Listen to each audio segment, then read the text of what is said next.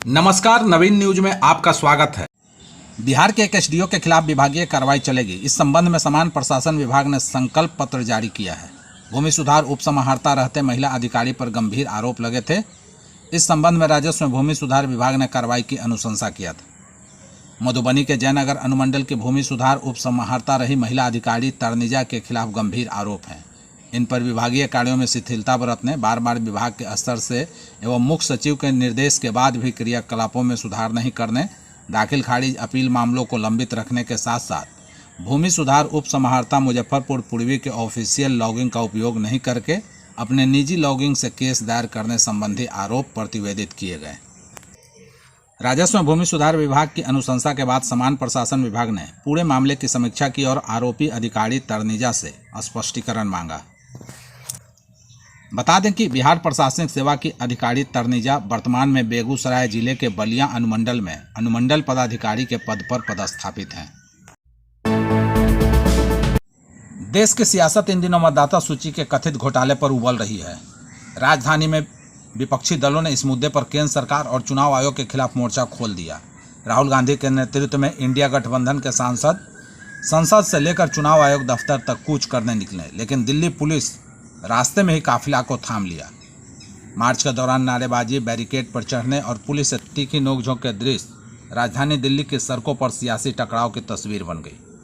Samajwadi party प्रमुख Akhilesh Yadav barricade लांघकर आगे निकल गए, जबकि तृणमूल कांग्रेस की महुआ मोइत्रा और सागरिका घोष भी पुलिस को रोक को चुनौती देते दिखी।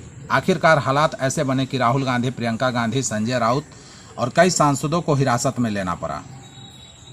बता दें कि चुनाव आयोग ने विपक्ष के 30 सदस्यों को मुलाकात के लिए बुलाया था, लेकिन विपक्षी सांसद पूरे दल बल के साथ पहुंचने पर अड़े रहे। पुलिस ने उन्हें समझाने की कोशिश की, पर माहौल गर्माता चला गया।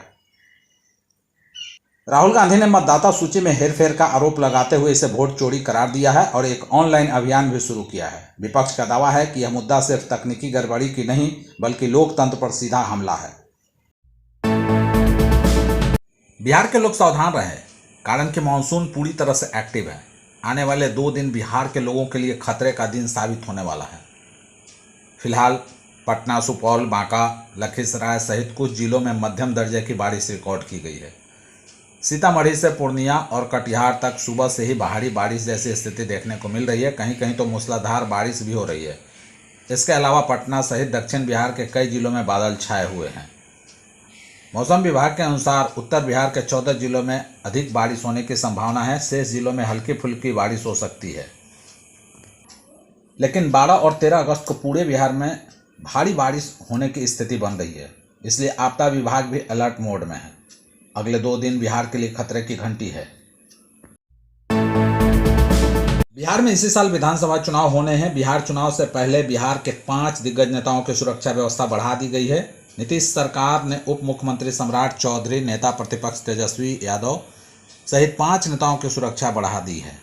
जिन नेताओं की सुरक्षा बढ़ाई गई है उनमें पूर्णिया सांसद राजेश रंजन उर्फ पप्पू यादव, अररिया सांसद प्रदीप कुमार, बाढ़ के विधायक ज्ञानंद सिंह ज्ञानू, जदयू विधान पार्षद नीरज कुमार सिंह शामिल हैं। गृह विभाग के अधिसूचना के मुताबिक बिहार के डिप्टी सीएम सम्राट चौधरी को Z+ और नेता प्रतिपक्ष तेजस्वी प्रसाद यादव को Z श्रेणी की सुरक्षा मिलेगी। पूर्णिया के सांसद पप्पू यादव, प्रदीप सिंह और ज्ञानेंद्र सिंह ज्ञानू को Y+, जबकि नीरज कुमार को Y श्रेणी सुरक्षा दिए जाने का निर्णय लिया गया है। विभाग ने डीजीपी को पत्र लिखकर सुरक्षा उपलब्ध कराने का निर्देश दिया है। बाढ़ की भारी तबाही से बेजार हो रहे जनमानस के लिए राहत की खबर आई है। फरक्का बराज का एक साथ 101 गेट खोल दिया गया है। यह जानकारी सांसद अजय कुमार मंडल ने दी है। उन्होंने कहा कि हमारी सरकार बाढ़ को लेकर पूरी तरह से सतर्क है। जिला प्रशासन के सहयोग से सभी बाढ़ प्रभावित परिवारों तक राहत पहुंचाने के लिए लगातार हम प्रयासरत हैं। सांसद प्रतिनिधि अपर्णा कुमारी ने बताया कि फरक्का बराज के अधिकारियों से बात हुई है। बराज के अधिकारियों ने बताया कि 101 गेट खोले जा चुके हैं, जिससे पानी का प्रवाह तेज हुआ है। अनुमान है कि भागलपुर सहित पूरे बिहार में गंगा के जलस्तर में गिरावट शुरू हो जाएगी। वर्तमान में गंगा का जलस्तर काफ़ी बढ़ा हुआ है, जिससे भागलपुर सहित बिहार में कई जगहों पर बाढ़ की भयावह स्थिति बनी हुई है। भागलपुर संसदीय क्षेत्र भी इस आपदा का दंश झेल रहा है। ऐसे संकट की घड़ी में जनता के बीच राहत पहुंचाने का काम तेजी से किया जा रहा है। वहीं भागलपुर और कहलगांव के बीच NH 80 पर बड़े वाहनों के परिचालन पर रोक लगा दी गई है। हालांकि छोटे वाहनों का परिचालन जारी है। जलस्तर में वृद्धि के बाद शंकरपुर और इंग्लिश फरक्का के पास डाइवर्जन पर भी पानी बहने लगा है। ऐसे में वाहनों के संचालन से डाइवर्जन क्षतिग्रस्त हो सकता है।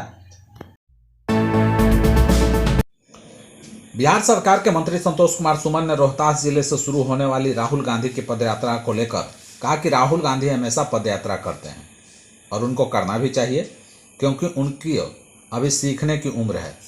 उन्होंने कहा कि बिहार ज्ञान की भूमि है और राहुल गांधी और तेजस्वी यादव को कम से कम 10 से 15 वर्ष बिहार में घूमना चाहिए, ताकि गरीब जनता के बीच जाकर वह कुछ सीख सकें। उनके लिए बिहार में भी 10-15 वर्ष तक कोई वैकेंसी नहीं है। वहीं SIR पर विपक्ष के हमलावर रवैये पर संतोष कुमार सुमन ने कहा कि चुनाव आयोग एक स्वतंत्र एवं संवैधानिक संस्था है। जब भी चुनाव आते हैं इस तरह का कार्य चुनाव आयोग द्वारा किए जाते हैं। उन्होंने कहा कि SIR में मृत मतदाता, दोहरी प्रविष्टि एवं दूसरे जगह विस्थापित होने वाले मतदाताओं का ही नाम काटा गया है। चुनाव आयोग पूरी पारदर्शिता से अपना काम कर रही है और दावा आपत्ति के साथ छूटे मतदाताओं का भी नाम जोड़ा जा रहा है। उन्होंने विपक्ष पर माहौल खराब करने और भ्रम फैलाने का आरोप लगाया। राजस्व एवं भूमि सुधार विभाग की ओर से पूरे राज्य में 16 अगस्त से 20 सितंबर तक चलने वाले राजस्व महाअभियान को सफल बनाने के उद्देश्य से शास्त्री नगर में त्रिस्तरीय पंचायत प्रतिनिधियों का संघ एवं अधिकारियों कर्मचारियों के साथ बैठक का आयोजन किया गया। कार्यक्रम की अध्यक्षता करते हुए विभाग के अपर मुख्य सचिव दीपक कुमार सिंह ने कहा कि जमीन के कागजातों में गड़बड़ी की समस्या बड़ी समस्या है। राज्य के 7% लोग इससे जुड़े हुए हैं। विभाग की सभी सेवाएं ऑनलाइन होने के बावजूद दाखिल, खारिज और परिमार्जन से संबंधित समस्याओं से लोग परेशान रहते हैं। इन्हीं समस्याओं के समाधान के लिए ऑनलाइन जमाबंदी में सुधार, उत्तराधिकार नामांतरण, बंटवारा नामांतरण और छूटी हुई जमाबंदी को ऑनलाइन करने के लिए आवेदन प्रपत्र लिए जाएंगे। इसके लिए टीम घर घर जाएगी और जमाबंदी की प्रति और आवेदन प्रपत्र उपलब्ध कराएगी। उन्होंने कहा कि इस दौरान बेहतर काम करने वाले जिला और राज्य स्तर पर पुरस्कृत किए जाएंगे। पटना जिला के मनेर पड़ाव पर भाजपा कार्यकर्ताओं की एक बैठक हुई। बैठक में आए विस्तारक अशोक यादव ने सभी पूर्व कमेटी के सदस्यों के साथ विचार विमर्श किया। साथ ही आगामी 2025 के विधानसभा चुनाव में मनेर विधानसभा से कमल के फूल को खिलाने के लिए संकल्प दिलवाए। वहीं नगर मंडल मनेर के पूर्व कमेटियों के साथ मतदाता पुनरीक्षण पर जोर दिया।